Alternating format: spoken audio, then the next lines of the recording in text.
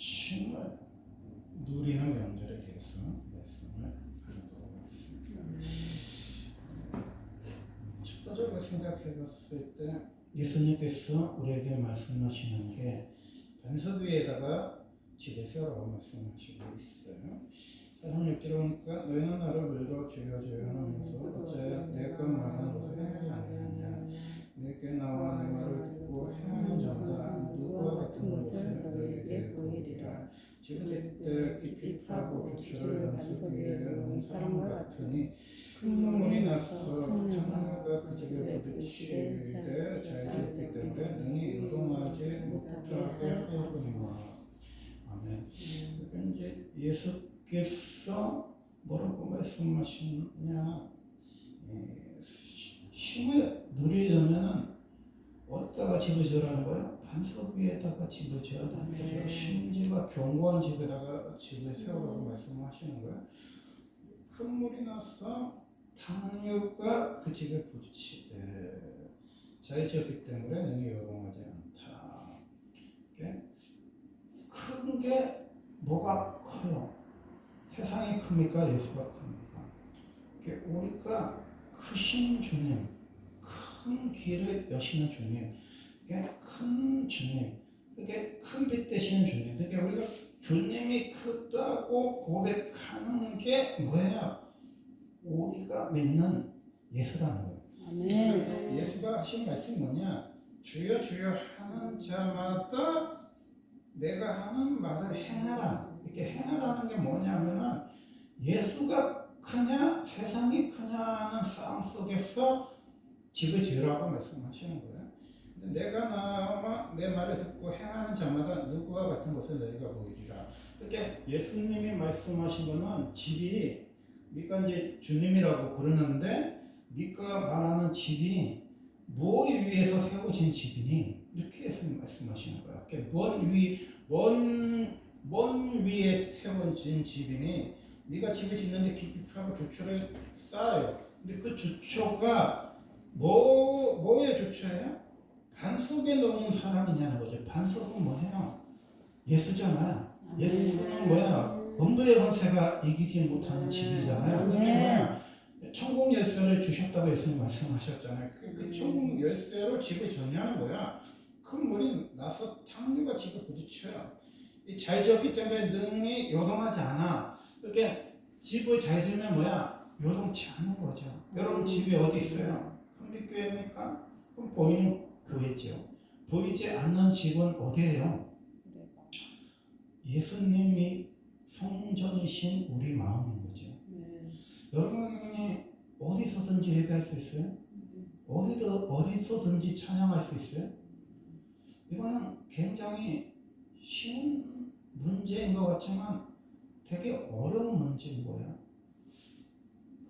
하나님께서 하나님의 종들을 훈련시킬 때 소돔과 같은 거리나 아니면 악어굴적 빈들을 왜 보내십니까? 사람들은요, 수족관에 하초처럼 온실에 있는 하초처럼 수족관에 있는 물고기처럼 그렇게 살아요. 자기를 괴롭히는 자도 없고 자기를 힘들게 하는 자도 자기를 어렵게도 하는 자가 없는 수조에서 태어나서 수조에서 죽는 게 뭐야? 우리의 신앙인 거예요. 그래서 내가 정말 야생에 갔을 때 나를 괴롭히거나 나를 힘들게 하거나 나를 고통스럽게 하는 사람을 만나면 요동치고 스트레스 받고 힘들어서 죽죠. 눈알이 빠져서 죽는 물고기도 있고 꼬리가 뜯겨서 죽는 물고기도 있고 너무 작으면 또 통째로 잡아먹히기도 한데 세상이 나를 삼킬 수 있는 자냐는 거죠. 여러분이 크면 여러분이 세상보다 크면 세상이 나를 삼킬 수가 없어. 세상이 나를 휘몰아칠 수가 없어. 세상이 나를 요동치게 할 수가 없는 거예요. 이게 우리가 평생 집을 짓는데 우리가 짓는 집이 깊이 파야 하는 거죠. 뭐를 깊이 파야 돼? 말씀으로 깊이 파야 되는 거죠. 기도로 깊이 파야 돼. 주초가 뭔데? 믿음이지요. 믿음은 뭐야? 바라는 것들을 실수 예수님께서 증거를 얻었다고 말씀하시잖아요. 그럼 믿음이 없이는 기쁘시게 못해요. 우리가 기쁘시게 하는 믿음은 뭐야? 하나님께 나아가는 자의 믿음이라 했잖아요. 이렇게 하나님께 나아가는 거야. 하나님께 나아가는 게 교회죠. 하나님께 흩어지면 뭐야? 전하는 게 복음이잖아. 그러니까 우리가요, 전하는 신앙을 가지고 예수의 증인되는 삶을 사는 사람은 뭐예요? 나가는 것과 흩어지면 전도하는 거죠. 이렇게 나가면 기도하고 흩어지면 뭐야? 전도하는 거잖아. 그렇게 우리가 큰 물이 나서 탕물과 집에 부딪혀요. 이렇게 큰 물이라는 게 뭐냐? 예수님께서 마태복음 비가 오고 창수가 나면 무너진다고 그랬잖아. 근데 이 누가복음에는 큰 물에 대해서 말씀하셔요. 탕류가 뭐냐면은 우리는 그러는데 안 살아서 잘 이해를 못하는데 유럽 같은 데는 큰 빙하 같은 게 있단 말이야. 얼음이 얼어 있단 말이에요. 그 겨울에. 근데 봄이 되면 얼음이 녹잖아요. 뭐 남극이나 북극 같은 데 물이 녹잖아요. 그러면 뭐야? 그 물이 거대한 물이 이렇게 밀려오는 거예요. 이렇게 밀려오면 하늘에서 비가 오고 홍수가 나서만 떠내려가는 게 아니라 이 계곡에서 자다 보면 큰 물들이 이렇게 밀려오면은 텐트를 덮치고 사람을 덮쳐서 사람이 홍수 때나 이렇게 비 많이 장마철에는 계곡 근처에 가지 마라 그런 말이 있잖아요. 갑자기 물이 확 밀려와서 사람이 죽는단 말이야. 그러니까 이게 거대한 물줄기가 이렇게 밀려오는 거죠. 그러면 탕류가 뭐냐면 탕류는 흙탕물을 말하는 거예요. 흙탕물, 그 혼탁한 물들이 이 거대하게 집을 부술 수 있을 만큼의 흙탕물이 엄청나게 밀려와요. 근데 그 밀려오는데 우리가 능히 유동하지 않느냐는 거예요. 그게 뭐야? 믿음이라고 예수님이 말씀하시는 거예요.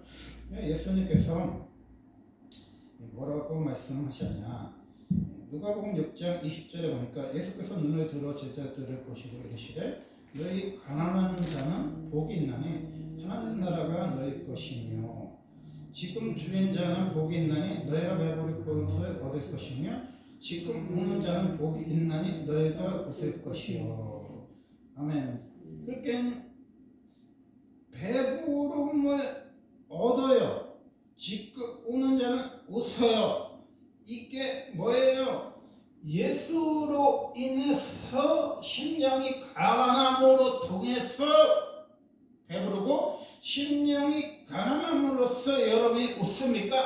그러면 뭐야? 여러분이 깊이 판 거죠. 아멘. 반성에 세운 거죠. 아멘. 근데 기독교가 쇠퇴했던 수많은 나라들을 보면 그 사람들이 현세의 기복의 복을 받은 건지 심령의 복을 받았는지 헷갈려요. 근데 기독교가 민물처럼 들어왔다가 쓴물처럼 빠져나가는 나라들은 특징이 뭐냐면 가정이 무너집니다. 가정이 해체돼. 결혼 안 한 사람도 반 이상이지만 이혼을 한 사람들도 반이에요. 그래서 제가 옛날에 80년대 이렇게 영화를 보면은 라붐이라는 영화 있었잖아요. 소피 마르스. 우리는 이제 뭐 프랑스하고 거리가 멀기 때문에 우리나라 사람 중에 프랑스에 가본 사람이 거의 없을 때니까 프랑스 영화를 좋아하지도 않아. 근데 너무나 소피 마르스가 이쁘니까 프랑스 영화가 우리나라에서 히트를 친 거지. 이제 비디오 테이프 시절에 히트를 친 거예요. 근데 라붐이라는 영화를 이렇게 보면은 소피 마르스가 이쁜 거는 전 세계 3대 메인이니까 이쁘겠지요. 근데 뭔 얘기인가가 잘 이렇게 눈에 와닿지가 않는 거예요. 이게. 그러니까 아빠는 아빠대로 여자친구가 있어가지고 바람이 나고, 엄마는 엄마대로 바람이 나고, 초등학교 졸업했는지 중학교 올라가는 딸은 또 남자친구하고 바람이 나는데 할머니가 하는 말이 야 일찍이 결혼하는 게 좋다. 할머니가 그런 소리나 하고 이게 부원 영화야. 기대기에 노래 꿈고 소피 마르스의 리얼이라는 노래를 막 들으면서 사람들은 다 그 향수 어쩌고 하지만은 정말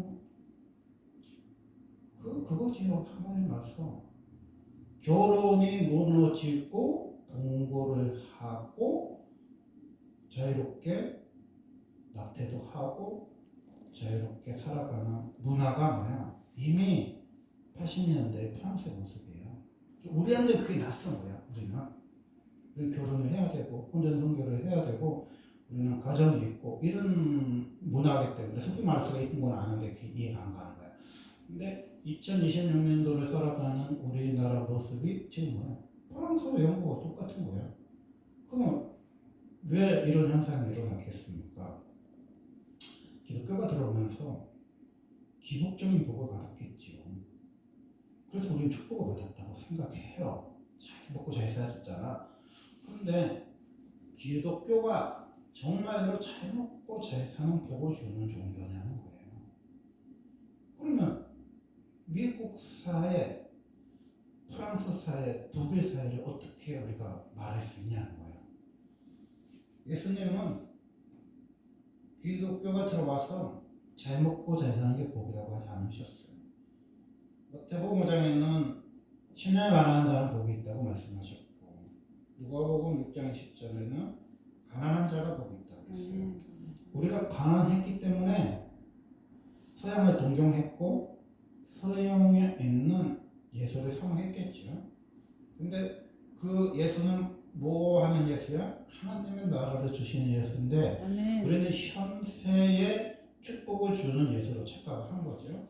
그래서 우리 줄인 자가 복이 있다고 그랬잖아요. 근데 우리가 왜 줄였습니까? 영혼에 대한 갈망과 영혼에 대한 갈급함과 영혼에 대한 배고픔이 있었으니까 줄였잖아요. 근데 너희가 배부름을 얻을 것이요. 근데 이 배부름이 영적으로 채워져서 주님을 통해서 오는 배부름이 아니고 세속으로 오는 풍요와 부귀와 음란이 우리 속에 옴으로써 무너진 거죠.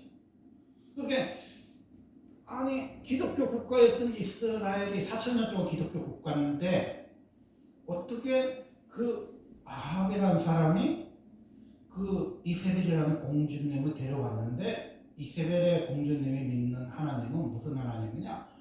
풍요의 신 바알의 하나님이고 음란의 신 아세라의 하나님이야. 그런데 나라를 보니까 7번이나 쿠데타가 일어나고 정권이 위태로웠는데 안정이 됩니다. 그리고 남유다하고도 사이가 좋아졌어. 그래서 남유다하고도 사돈이 돼. 그리고 아람도 쳐들어오지 않고 주변에 있는 나라들이 다 평정할 정도로 나라가 부유합니다. 그럼 어떻게 생각해보면 가장 성공이고 가장 잘 먹고 가장 행복하고 사람들이 가장 좋은 시기라고 할 수 있잖아요. 그러니까 우리는요 예수 없이 부자가 되고 예수 없이 잘 먹고 잘 사는 것이 축복이라고 착각하는 시대에 우리가 살고 있는 거야. 그렇게 우리가 빈민국가나 뭐 저기 뭐 아프리카에 있는 나라처럼 굶어 죽을 때는 예수 믿으면 부자가 되고 싶어 하잖아. 예수 믿으면 행복해지고 싶어 하잖아. 근데 예수를 믿었는데 정작 부자가 됐어요. 예수 믿었더니 풍요가 와. 근데 이 풍요가 가정이 깨지는 풍요야. 돈을 너무 잘 버니까 집에 안 들어와 남편이. 그리고 세컨드를 뒀어. 그 가정이 깨져버렸어.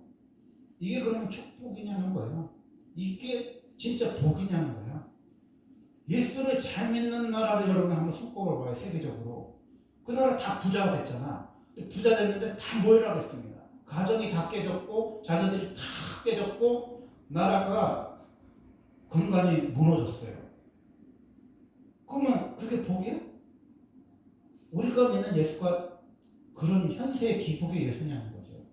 그러니까 예수를 믿으면 잘 될 수 있죠. 부자가 될 수 있어. 그런데 예수가 믿어서 부자가 되는 것만 가지고는 반석 위에 세웠는지 모래 위에 세웠는지 우리가 구분이 잘 안 가죠. 근데 탐유가 힘을 합쳐보면 알 수 있죠. 60년대에 우리나라에서 나타나는 그 현상들이 유럽과 미국에 파도치면서 일어났어요. 그게 뭐야? 결혼 제도가 무너지고 동거 문화가 막 심각한 동거 문화가 막 형성됐잖아요. 그러면서 막 낙태를 하고 그래서 뭐 낙태를 반대하면은 감옥에 가고 낙태 반대를 위해서 기도만 해도 잡혀가고 막 그런 나라가 막 일어났잖아요. 그랬더니 어떻게 됐어? 해가 지지 않는 선진국이었던 그 나라가 유니세프에 가입이 됩니다. 우리가 흔히 유니세프에 나온 나라는 제3시대에 독재가 있고 군부 쿠데타가 있고 아프리카 사람들만 그 지금 유니세프에 가입할 거라고 생각하는데, 지금 유럽에 있는 대부분 나라들이 4명 중에 1명은 바로 굶어요. 노숙자야. 그리고 유니세프에 가입해요. 애들이 굶어 죽을 정도로 못 살아. 그게 뭐예요? 예수님의 말씀처럼 된 거야. 줄인 자는 복이 있나니 배부릴 것이요 우는 자는 복이 있나니 너희가 웃을 것이요 했잖아. 이렇게 우리가 육신의 줄임을 위해서 하나님 앞에 부르짖었습니까? 배불렀잖아. 근데 배불렀으니까 나타난 현상이 뭐야? 음란과 풍요가 들어오면서 하나님 버렸잖아. 그게 암시되잖아. 그리고 뭐야? 우리가 울었잖아. 근데 우리가 우는 이유가 뭐야? 현세의 가난에 때문에 울었잖아. 비가 새지 않는 집에서 사는 게 행복인지 아느냐? 집에서 물이 올라오지 않는 집에서 사는 게 행복인지 아느냐? 뭐 이런 얘기 하잖아요. 그게 너무 가난해. 그래갖고 약간만 치료받으면은 회복이 되는데 믿습니다 하다가 보니까 시기를 못 쳐갖고 김지찬 목사님처럼 교수님 말씀처럼 한쪽 귀가 안 들리잖아. 그 옛날에 너무 비참한 시대에 우리가 살았잖아요. 여러분 이명 걸려보시는 분들 알지만요, 귀나 눈은요 시기를 놓치면 못 고쳐. 이 다른 병은 참으면 낫거나 그냥 자주 회복되는데, 귀 쪽으로 오는 거나 눈 쪽으로 오는 건요 아무리 돈이 없어도 병원에 가야 되는 건데, 돈이 없다 보니까 그냥 약도 제대로 못 쓰고 믿습니다 하다 보니까 한쪽 귀가 먹어버렸잖아. 이렇게 한쪽 귀가 나가버렸잖아. 그래서 사람들한테 많이 오해를 받고 힘들어했다잖아. 그게 뭐야? 비세난 집, 무세난 집에서 사실 김지찬 교수님 이야기잖아. 그러니까 우리가 그런 시절이었어. 너무 돈이 없어가지고 실명한 사람도 있고 소아마비도 어릴 적에 약 맞아 있으면 고를 수 있는데 못 고른 사람도 옛날에 많았잖아. 돈이 너무 없어가지고. 그래서 우리가 그런 거 놓고 정말 많이 울었죠. 줄인 것 때문에, 배고픈 문제, 이 가난 문제, 지병 놓고 많이 울었죠. 우리가 웃어. 근데 우리가 지금 웃는데 지금의 가난함이나 지금의 빈곤은 육신적인 풍요와 상관없이 오는 빈곤이라는 거예요. 그러니까 선진 국가가 가지고 있는 빈곤과 후진 국가가 가지고 있는 빈곤은 다른 문제예요.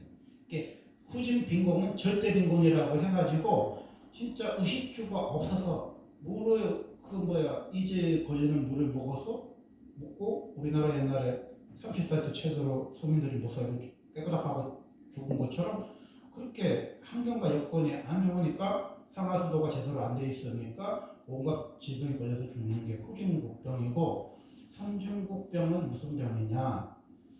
육신은 풍요롭고 육신은 부유한데 정신이 황폐하고 정신이 무너진 거예요.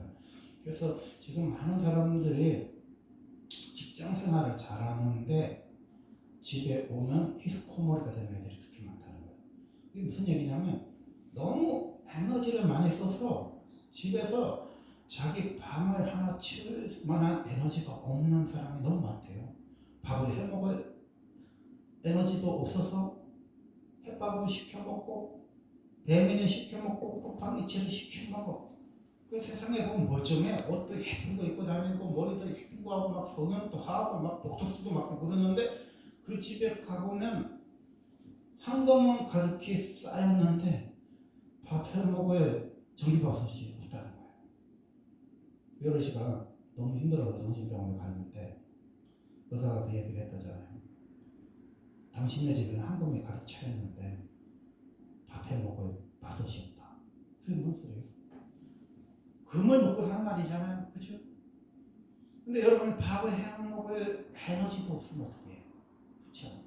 밥을 해먹을 내 몸이 이 세상에 가장 큰 자산인데, 내가 와서 요리를 해가지고 씻고 재료를 가지고 손질을 해서 밥을 해먹고 씻고 치우는 게 인간의 기본이잖아. 근데 근데 애들이 냉장고 열어보면 4,000원짜리 5,000원짜리 도시락이 막 몇 개씩 쌓여있어. 먹다 남은 음식이 막 쌓여있어. 요즘에 뭐가 대세냐면은 우리가 알다시피 엄마 아버지들이 가장 힘든 게 장성한 애들이 청소를 안 하는 게 너무 힘들고 스트레스를 받잖아요.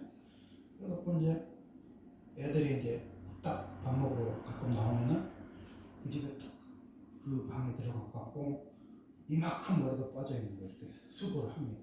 수거를 하고 캔에 수거하고 막 해갖고 그딱 청소를 해요. 오래 구하면 애들이 싫어하니까 자기 방을 터치하는 자체를 애들이 싫어하니까 이렇게 해요.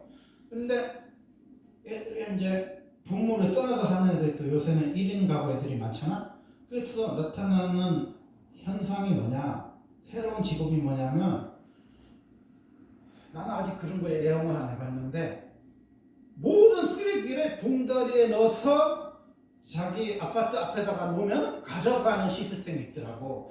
그래서 그걸 누가 만들었는지 모르지만 아싸다, 아싸, 이거 아싸 뭐야.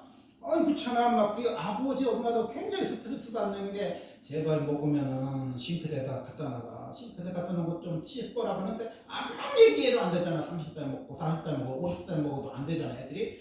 근데 그거 그냥 탁 갖다 놓으면 그걸 가져가서 그 사람들 분리수거를 하면서 그것 때문에 먹고 사는지는 잘 모르겠지만 버려도 그걸 가져가는 사람이 있다는 거야. 그거는 뭐냐, 필요가 있는 곳에는 공급이 있는 거예요. 그게 무슨 말이냐면 우리 애들만 그런 게 아니고 지금 집집마다 청소 문제로 집안이 시끄러운 집안이 너무 많았고 혼자 살아도 이게 해결이 안 되잖아. 그지 같은 집구석에서 사람들이 지 혼자 살면서 방을 완전히 히스코르모리처럼 완전 쓰레기장을 만들어놨잖아. 그래서 방법이 뭐야?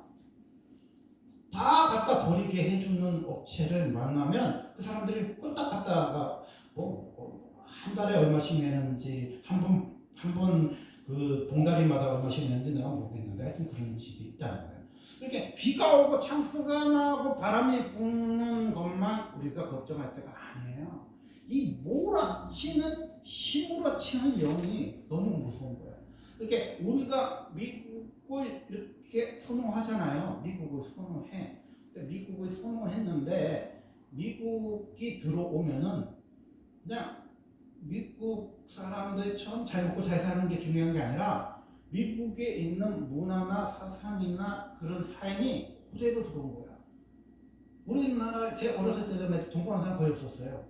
동거를 하면은 소장님 하다가 쫓아날 정도로 동거가 굉장히 흠이 됐단 말이야. 근데 지금 사람들이 거의 다 동거를 하잖아. 그리고 혼인신고를 안 하잖아. 그리고 뭐야, 낙태를 자유롭게 하잖아. 낙태를 자유롭게 하는데 그걸 자기들이 주장하고 싶어서 법을 만들어달라고 막 국회의원들한테 쏘시잖아. 그래서 낙태 찬성법이 있어요.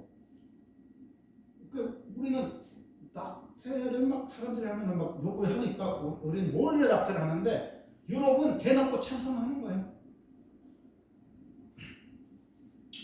아니 성관계 안 하는 법이 있더라고. 프랑스에 이번에 통과가 됐더라고.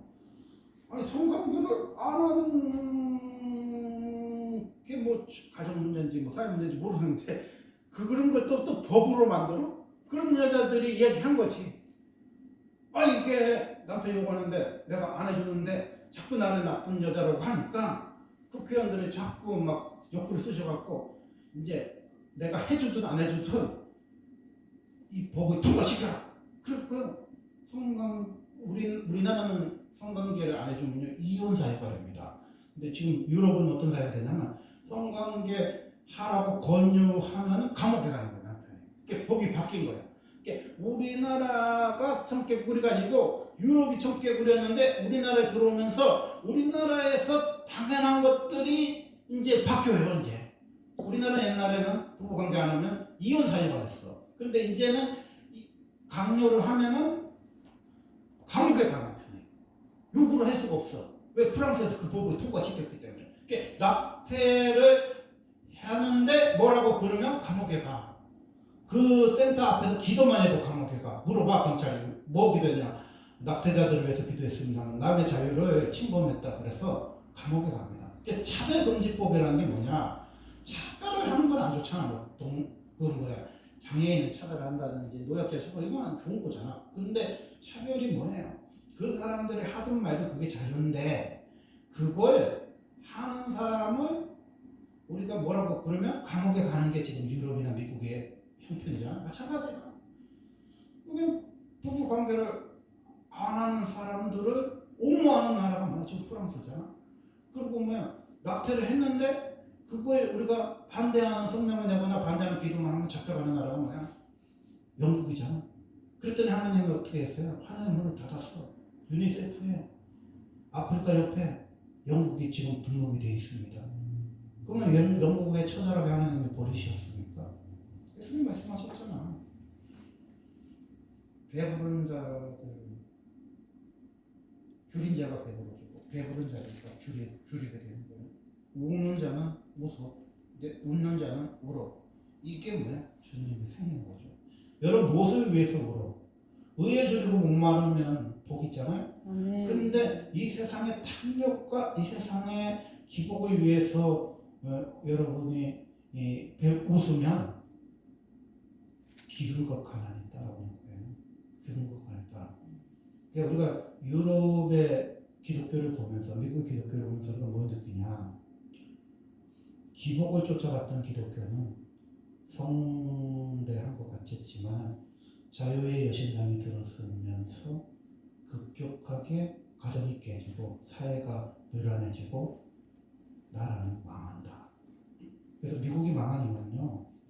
기독교가 무너지면서 미국이 망했다고 그래요. 그거는 기독교인들만 그런 이야기를 한 게 아니라 반기독교인들도 그런 소리를 해요. 왜? 기독교는 중심이야. 기독교는 반석이야. 기독교가 없으면 가정 자체가 해체돼 그래요. 기독교가 없으면 생명이 중요시 여기지 않아. 기독교가 없으면요 나라가 근간이 무너집니다. 도덕과 윤리와 모든 것들이 다 무너져. 그래서 기독교가 제대로 선 날은요 법과 질서와 안녕이 됩니다. 근데 우리나라를 제외하고 미안하지만요 외국 가보면요 저녁 6시 이후에 못 돌아다녀요. 무서워가지고 총 맞아 죽거나 강도당합니다. 너무 무서워. 그럼 왜 그 나라가 그렇게 선진국이라며 대단한 폴리스를 가지고 있다면 왜 그런 나라가 그 나라 됐어요? 예수가 무너지니까 교회가 쇠퇴하니까 그런 현상이 나타나는 거예요. 우리가 지금 주님으로 흥황하니까요 새벽 2시에도 마트에서 웃고 4시에도 돌아다니는 애들 있죠. 우리가 미국이나 유럽 같으면요 무서워서 못 다녀. 무서워서 또 가방 또 어디다 못 놔. 가방 딱 들고 있으면 소매치고 가서 싹 들어가. 유럽에 가면 소매치기 당한다 그러잖아. 어느 나라에 가면요 간 빼간다잖아. 저기다가 눈 떠보면요 가난한 은혜 간다잖아. 그 너무 무섭잖아 우리가. 그죠? 그게 우리가요 감을 안 뺏게 하려면 어떻게 해야 돼? 소매치기를 안 당하려면 뭐예요? 교회를 세워야 된다. 아멘. 교회. 이 교회가 하나 세우는 게 김구 선생님이 원래 기독교 신자가 아니었잖아요. 동학하시는 분이었잖아요. 근데 김구 선생님 말년에 뭐라 그러냐면 교도소를 100개 짓는 것보다 교회 하나 세우는 게 낫다 그랬잖아요. 지금 봐봐요. 교회가 편의점보다 많기 때문에 우리가요 2시, 3시 돌아다니고 7시, 8시, 9시에도 아가씨들이 자유롭게 지나다니는 거지. 우리나라에 교회가 없다고 생각해봐. 그럼 우리나라도요 총기 자유화가 될 거야 아마. 그러면요 7시 이후로 못 돌아다닐 거예요. 무서워가지고. 그런 나라 될 겁니다. 이게 이 나라의 안정을 군대가 지켜주는 거 아니야. 경찰이 지켜주는 거 아닙니다. 예수가 지켜주는 거야. 예수가 지켜주는 거야. 그래서 우리가요 예수 안에서 살아가는 저와 여러분이 되시기 바랍니다. 말씀을 마치도록 하겠습니다. 듣고 행하지 않은 자는 주체 없이 흙 위에 집을 지은 사람 같으니 탕류가 부딪히면 집이 곧 무너져 하게 되면 신문이라 하시니라. 아멘. 흙 위라는 건 뭐냐면요 이 우리가 하나님이 흙집을 지었잖아요. 근데 이 흙집을 이게 우리가 주된 원료가 흙이니까 흙으로 돌아가는 거잖아요. 흙집은요 원래 무너지게 돼 있어. 오래된 무너지게 돼 있어. 그런데 창세기 5장 1절에 보면 하나님이 사람을 창조하실 때 하나님의 모양대로 지으시되 남자와 여자를 창조하셨고 그들이 창조되던 날에 하나님이 그들에게 복을 주시고 그들의 이름을 사람이라 일컬었더라. 아멘. 이렇게 사람이라는 뜻이 뭐냐면요, 하나님이 복을 주신 거야. 아멘. 하나님이 남자와 여자를 창조하셔서 창조의 원리처럼 복을 주신 거예요. 이게 복을 우리는 사람이라는 거 복을 받았어. 그런데 왜 지나고 나는 애들이 다 말하면 뭔 소리 하냐, 무슨 우리가 원숭이냐, 무슨 아메바냐 그런 소리를 하냐, 짐승이라는 소리를 하냐면요, 그들에게 생명이 없기 때문에 짐승 취급하는 거예요. 그러니까 생명이 없으니까 아메바 취급을 하는 거예요. 우리는 뭐예요? 사람인 거야. 왜 사람이 사람이냐? 하나님이 창조하셨기 때문에 사람이에요. 이게 여러분 전도할 때 물어봐요. 무슨 아주머니, 무슨 어머니, 사람이 왜 사람인지 아세요? 몰라. 하나님이 창조하셨기 때문에, 하나님이 남자와 여자를 창조하셨기 때문에 사람인 거예요. 사람은요, 복을 받았기 때문에 사람 노릇을 해야 되는 거예요. 그래서 부모도 공경하고 하나님 또 기쁘시게 해야 돼요. 그래서 순천자는 흥하고 능천자는 망하는 거예요. 그렇게 역천자는 망하는 거잖아. 그러니까 우리가 사람이니까 명절에 가는 거지. 짐승이면 안 가면 되지 뭐. 그냥 지금 뭐 인천공항에 140명이 뭐 어디가 140만 명이 어디 간다며 가면 되지 뭐. 내가 뭐 자고 싶으면 자고 먹고 싶으면 먹고 배미 시켜 먹고 그냥 앉아 있으면 되지. 사람이 크면요 나타나는 현상이 뭐냐면요, 머리가 없는 짐승은 거두지 말라고 한 것처럼요, 머리가 작을 때는 머리가 검은 게 아니라 머리가 작을 때는 컨트롤이 되는데, 우리가 가스라이팅이 되는데, 머리가 크면요 교회 오게도 못하고 할머니 집에 가기도 못해요. 이건 우리가 할 수가 없어. 왜냐하면 애들이 혼탁한 탕류 속에 지금 헤매고 있기 때문에 얘네들한테 맑은 물이 들어와야지. 우리 엄마는 항상 전화를 하셔서 말이야, 사람이 말이야, 사람, 그치, 사람은 엄마도 있고 할머니도 있고, 그치. 우리 엄마가 뭐 어디 하늘에서 떨어진 건 아니잖아. 우리 엄마도 엄마가 있고 아빠도 아빠가 있었을 거 아니야. 그러니까 조상의 뿌리를 찾아가자는 소리잖아. 근데 얘네들은 사람이 아니로서야 해요. 자기 기분과 자기 감정이 얘네들을 케어하는 시대야. 지가 뭐 연애도 하기 싫다는데, 뭐 직장도 다니기 싫다는데, 지가 결혼도 하기 싫고 애도 안 낳는다는 사람한테 뭐 사람 노릇을 하라고 그런다고 뭐 공자님 말씀한다고 애들이 꿈쩍해요? 아니잖아. 공자님처럼 설교하고 안 돼. 예수님처럼 심어주셔야 가요. 지가 보기 싫은데 누구네 집에 가? 누구네 집에서 자? 먹내가 다 끊어졌는데. 우리 조카들이 이렇게 지나가면요, 나를 몰라요. 나를 몰라. 사촌 형님들은 아는데 조카들은 몰라. 나만 알죠. 얘가 조카구나. 근데 그 원인이 있어요.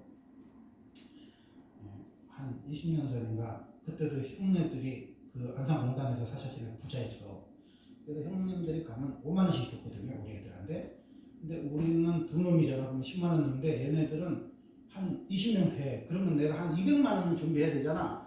근데 내가 돈이 없잖아. 그러니까 나는 만 원짜리를 이렇게 준비를 해갖고 갔단 말이야. 그래서 이렇게 뭐 세다 보면 열 몇 명이 넘는 분들도 있는 거야. 한 놈씩 주다 보면. 난 만 원씩만 줘도 열 몇 개를 줘야 돼. 그러다 보니까 내 마음속에 아유, 안 갔으면 좋겠다. 안 갔으면 좋겠다. 그러다가 한 십몇 년을 단절이 됐어요.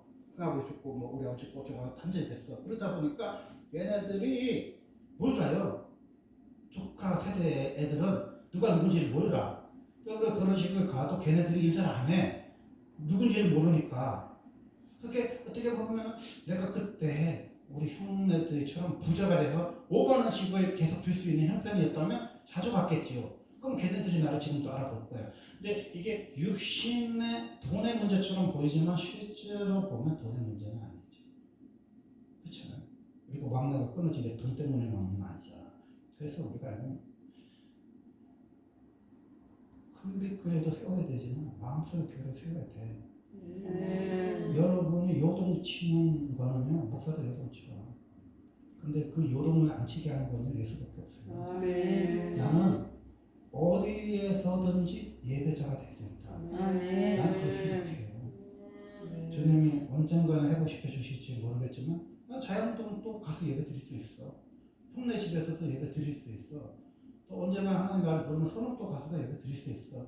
왜? 나는 예배자잖아. 내가 속한 곳 어디서나 예배자입니다. 아멘. 목사가 뭐 몇만 명 모아놓으면 예배 드리고 한 명 있으면 예배 못 드리는 게 목사야? 아니잖아. 두 명 있어도 예배 드릴 수 있고 아무도 없는 곳에서도 예배 드릴 수 있는 게 진짜 목사야. 뭐 저거에도 뭐 자연공도 내가 갈 수 있어. 그 집이 문이 전도할 문이 열리면 내가 갈 수 있어. 우리 형네 집에도 이번에 예배 드리다 했는데 난 갈 수 있어요. 난 두려워하지 않아. 옛날처럼 요동치지 않아. 왜 주님을 반석이시기 때문에. 나는 당위에 휩쓸리지 않아요. 왜? 예수가 반석이시기 때문에. 뭐 형네 집에서 예배 드린다 해도 나 두려워하지 않아. 그 악한 영에 시달릴지는 모르지만 무서워하지 않아. 주님이 더 크잖아.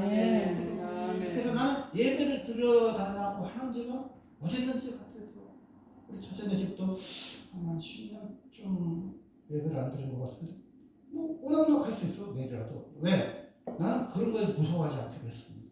어느 집에 예배 드리는 거에 대해서 속이 시끄럽거나 요동치는 거에 두려워하지 마.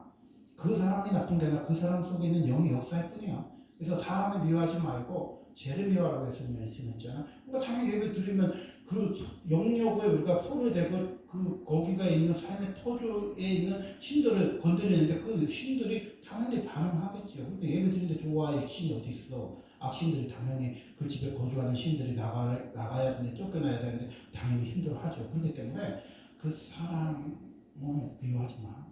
그 사람 속에 역사하는 영이 반응할 뿐이야. 근데 몇 번 우리가 경험하다 보면 그 사람 속에 있는 역사하는 영이 보입니다. 그러면서 그 사람은 불쌍하게 생각하고 공의를 여기는 마음이 들면 우리는요 반석으로 세워진 거예요. 그래서 예배 드리고 힘들 거 없어. 예배 드리고 막 항상할 거 감정할 거 없어. 그럼 밥 먹고 어쩌고 하면 한sam하죠. 집에서 안 부르고 어디 뭐 한강 둔치에 가서 밥 먹자 그러면 뭐 싸울 일이 뭐 있어. 그리고 카페에 가서 차 한잔 먹으면 뭐 기분 나쁠 일이 뭐 있습니까? 하지만 언젠가는 한복판으로 자양동도 우리가 탕류만 이렇게 휩쓸려 들어오는 게 아니라 맑은 물에 또 자양동으로 휙 집어넣을 필요가 있어요. 큰 집에도 맑은 물이 슉 들어가 있을 수도 있잖아. 그래서 갈 때 1시간 보혈 선성과를 부르면서 가. 하면서 가요. 그러면 뭐야? 그게 붕이 오면은 그게 진짜 봉사 아니야? 그래서 나는요, 이제는요, TV 시대도 아니고, 인터넷 시대도 아니고, 유튜브 시대도 아니고, 이제는 가정 시대인 것 같아요. 누구든지 가정에 예배를 드려달라고 하면 병원이든 나를 찾으면 가. 내가 이제 마음을 바꾸려 했어요. 30년 단절이 된 사람 내가 어떻게 하겠어? 내가 28인가 9에 본 친척을 내가 어떻게 해? 못하잖아. 그렇지만 지금 53살 내다 됐는데 그래도 주님이 나를 부르면 갈 수 있어. 예수님의 이름으로 갈 수 있어. 인간 김강환이는 못 가. 사실 못 가는데 30년이나 단절이 된 세월을 내가 어떻게 해보겠어. 그런데 예수님의 이름으로 내가 기도해 주라고 할 수 있고 예수님의 이름으로 예배를 드릴 여건이 되면 예배 드릴 수 있어요. 나는 예배자야. 어디서나 뭐 중환자실에서도 예배 드릴 수 있고요. 응급실에도 예배 드릴 수 있고 영안실에도 예배 드릴 수 있어. 중환자실에 면회될 때 가갖고 마스크 쓰고 가서 의식도 없는 사람 손잡고 기도해 준 적도 있고요. 또 영안실에 가서도 예배 드려준 적이 있어요. 아이고 목사님 여기 무서운데 여기서 드리지 마세요. 이런 분들 있으면 딴 데서 드렸고 영안실에서 드리지도 않은 부파가 있으면 또 영안실에 가서도 예배 드렸어. 왜? 나는 자유자입니다. 난 자유자예요. 난 예배에 대해서는 어디든지 갈 수 있어. 뭐 자양도 갈 수 있고 평양도 백두산도 금강산도 여행을 갈 수 있습니다. 여러분 갈 준비하세요. 이제 곧 열릴 거예요. 평양 가서 예배 드립시다. 금강산에 가서도 예배 드리고 백두산에 가서도 태극기 흔들면 중국 쪽으로 넘어오는 백두산 말고 그 걔네들이 지금 장백산이라고 그러잖아요. 북한 쪽으로 넘어오는 우리는 백두산. 북한을 통과해서 개성공단을 넘어서서 금강산을 지나서 백두로 한번 가봅시다. 그래서 천지에 가서 천지만물의 창조신 하나님 앞에서 예배 드리고 그날을 소망합시다. 그렇습니다.